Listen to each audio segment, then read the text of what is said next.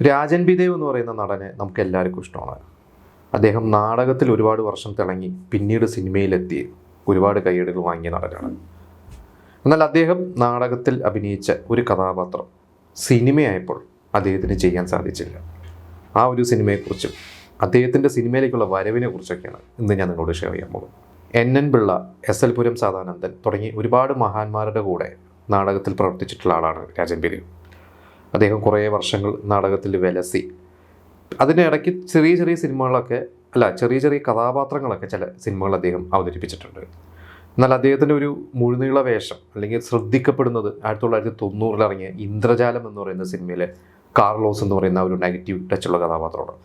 എന്നാൽ അതിന് മുമ്പ് ഇദ്ദേഹം കുറച്ച് സിനിമകൾ ചെയ്തിട്ടുണ്ട്. അതിലൊന്നാണ് ശ്യാമ എന്ന് പറയുന്ന സിനിമ. അതിലൊരു ഡാൻസ് ടീച്ചറുടെ ഒരു വേഷത്തിൽ ഒരു ചെറിയൊരു റോളേ ഉള്ളൂ. അതിൻ്റെ തിരക്കഥാകൃത്ത് ഡെന്നിസ് ജോസഫാണ്. ഡെന്നിസ് ജോസഫ് തന്നെയാണ് പിന്നീട് മറ്റേ ഇന്ദ്രജാലമൊക്കെ ചെയ്തപ്പോൾ അദ്ദേഹത്തിന് അവസരം വാങ്ങിക്കൊടുത്തതൊക്കെ. പക്ഷേ ഇദ്ദേഹത്തിൻ്റെ കാട്ടുകുതിര എന്ന് പറയുന്ന ഒരു നാടകം ആ സമയത്ത് ഒരുപാട്, എനിക്കൊന്ന് 100ഓളം സ്റ്റേജുകളിൽ, 100 അതിന് മുകളിൽ സ്റ്റേജുകളിൽ രാജൻ ബി ദേവ് അവതരിപ്പിച്ചതാണ്. പക്ഷേ കാട്ടുകുതിര സിനിമയായപ്പോൾ SL പുരം സദാനന്ദൻ എന്ന് പറയുന്ന എഴുത്തുകാരൻ തന്നെ അതിൻ്റെ തിരക്കഥ എഴുതിയപ്പോൾ PG വിശ്വംഭരനാണ് അത് സംവിധാനം ചെയ്തത്. പക്ഷേ അന്ന് ആ വേഷത്തിൽ കാട്ടുകുതിര, അതിലെ കൊച്ചുവാവ എന്ന് പറയുന്ന നായിക വേഷം അവതരിപ്പിച്ചത് തിലകനാണ്. അന്ന് രാജൻ ബി ദേവ് സിനിമയിൽ വന്നിട്ടില്ല. പക്ഷേ രാജൻ ബി ദേവിന് അന്ന് ഒരുപാട് വിഷമമായിരുന്നു. അപ്പോൾ ഈ രാജൻ ബി ദേവിൻ്റെ ഓർമ്മ ദിവസങ്ങളൊക്കെ ഇതിൻ്റെ അദ്ദേഹത്തെ കൂടെ വർക്ക് ചെയ്തവരൊക്കെ അതിൽ ബെന്നി P നായരമ്പലം, പിന്നെ അതുപോലെ തന്നെ രാജൻ ബി ദേവിൻ്റെ മകനൊക്കെ എഴുതിയ കുറച്ച് റൈറ്റപ്സ് ഒക്കെ ഞാൻ വായിച്ചിരുന്നു. അപ്പോൾ അതിൽ ബെന്നി P നായരമ്പലം പറഞ്ഞത്, ഈ ഒരു സിനിമ റിലീസായ ശേഷം അല്ലെങ്കിൽ കാട്ടുകുതിരയുടെ ഷൂട്ട് നടക്കുന്ന സമയത്തൊക്കെ രാജൻ ബി ദേവിന് വളരെ വിഷമമായിരുന്നു. കാരണം രാജൻ ബി ദേവ് കാട്ടുകുതിര സിനിമയാക്കാൻ പോകുന്നു എന്ന് അറിഞ്ഞപ്പോൾ അതിൻ്റെ റൈറ്ററുടെ അടുത്തൊക്കെ പോയിട്ട് ഒരുപാട് അപേക്ഷിച്ചതാണ്. അതായത് എന്നെ നായകനാക്കണം എന്ന് പറഞ്ഞു. പക്ഷേ എന്താണ് അവിടെ സംഭവിച്ചതെന്ന് അറിയില്ല. രാജൻ ബി ദേവ് അല്ല അഭിനയിച്ചത്, പകരം തിലകനാണ്. അപ്പോൾ അതിൻ്റെ പല വേർഷൻസ് കേൾക്കുന്നുണ്ട്. അതിലൊന്ന് പറഞ്ഞതെന്ന് വെച്ചാൽ രാജൻ ബി ദേവ് ആ സിനിമ നാടകം ഒരുപാട് അവതരിപ്പിച്ചതാണ് സ്റ്റേജിൽ.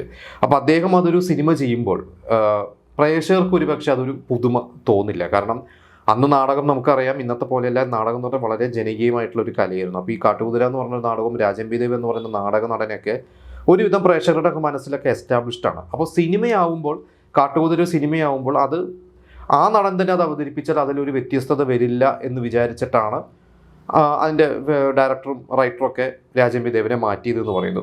മറ്റൊരു കഥ കേൾക്കുന്നത്, രാജൻ ബി ദേവൻ അന്ന് നാടക നടനാണ്, പക്ഷേ സിനിമയിലൊരു താരമൂല്യമില്ല. അപ്പം അന്ന് ഈ ഡിസ്ട്രിബ്യൂട്ടേഴ്സൊക്കെയാണ് സിനിമയ്ക്ക് ഫണ്ട് ചെയ്യുന്നത്. നമ്മളൊരു സിനിമയുടെ ഒരു മെയിൻ ഒരു എന്താ പറയുക, അതിൻ്റെ ഒരു പവർ എന്ന് പറയുന്നത് പ്രൊഡ്യൂസർക്കല്ല, അന്ന് ഡിസ്ട്രിബ്യൂട്ടറാണ് പ്രൊഡ്യൂസർക്ക് ഫണ്ട് ചെയ്യുന്നതും പിന്നീട് ആ ഫണ്ട് വെച്ചിട്ടാണ് പ്രൊഡ്യൂസർ സിനിമ നിർമ്മിച്ച് തീർക്കുന്നതും പിന്നീട് ഡിസ്ട്രിബ്യൂട്ടറാണ് അതിൻ്റെ ലാഭമൊക്കെ എടുത്തിട്ട് അങ്ങനെയൊക്കെയുള്ള ഒരു അതാണ്. അപ്പോൾ ഡിസ്ട്രിബ്യൂട്ടർ പറഞ്ഞു രാജൻ ബി ദേവനെ പോലത്തെ ഒരു പുതുമുഖ നടൻ വേണ്ട, എസ്റ്റാബ്ലിഷ്ഡ് മതി എന്ന് പറഞ്ഞിട്ടാണ് തിലകൻ അന്ന് മാർക്കറ്റുള്ളതാണ്. അങ്ങനെയാണ് തിലകൻ അഭിനയിക്കുന്നത്.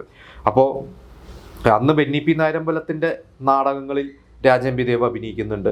അപ്പോൾ രാജൻ ബി ദേവ് പറയുന്ന പോലെ തന്നെ SL പുരം സദാനന്ദൻ്റെയൊക്കെ നാടക ട്രൂപ്പിൽ നിന്ന് മാറി വേറെ നാടക ട്രൂപ്പിലൊക്കെ പോയി. അപ്പോൾ എന്തൊക്കെയോ അഭിപ്രായ വ്യത്യാസങ്ങളാണോ എന്താണെന്നറിയില്ല, പല വേർഷൻസ് കേൾക്കുന്നുണ്ട്.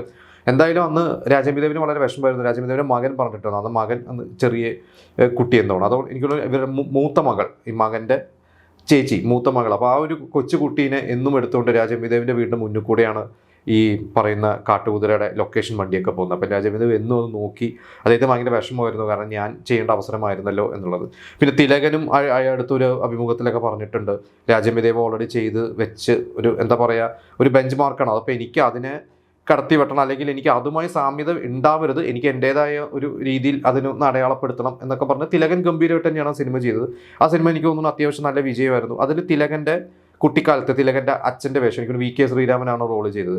രാജൻ ബി ദേവിന് ആ റോളെങ്കിലും കിട്ടിയാൽ മതി എന്നൊക്കെ ഉണ്ടായിരുന്നു. അങ്ങനെ എങ്ങനെയെങ്കിലും ആ ഒരു സിനിമയുടെ ഭാഗമാവണം എന്നായിരുന്നു രാജൻ ബി ദേവിന് ഉണ്ടായിരുന്നത്. പക്ഷേ രാജൻ ബി ദേവിന് അതിൽ അഭിനയിക്കാൻ പറ്റിയില്ല. പിന്നെ അത് കഴിഞ്ഞിട്ടാണ് ഇന്ദ്രജാലം എന്ന് പറയുന്ന സിനിമയിലൂടെ രാജൻ ബി ദേവ് വരുന്നത്. അത് രാജൻ ബി ദേവിന് നല്ലൊരു ബ്രേക്കായി. പിന്നെ അദ്ദേഹം മരിക്കുന്നത് 2009 ആണ് അദ്ദേഹം മരിക്കുന്നത്. അതുവരെ എത്രയോ വർഷം എന്താ പറയുക, നമുക്ക് വില്ലനായിട്ടും പിന്നെ ഈ പറഞ്ഞ അനീബാബ ചേട്ടൻബാബ പോലത്തെ സിനിമകളിലൊക്കെ നമ്മൾ അദ്ദേഹത്തെ കണ്ടിട്ടുണ്ട്. എന്തായാലും കാട്ടുകുതിര എന്ന് പറയുന്നൊരു സിനിമ എന്തായാലും നിങ്ങൾ കാണണം. അതിൽ വിനീത് ഉണ്ട്, കവിയൂർ പൊന്നമ്മയുണ്ട്, അഞ്ജു, കൗരവറിലൊക്കെ മമ്മൂക്കയുടെ നായികയൊക്കെ ആയിട്ട് വന്ന അഞ്ജു ഉണ്ട്. പിന്നെ ഇന്നസെൻറ്റിൻ്റെ ഒരു ഗംഭീര കഥാപാത്രമുണ്ട് രാജൻ തിലകൻ്റെ ഒരു മാനേജറായിട്ടൊക്കെ.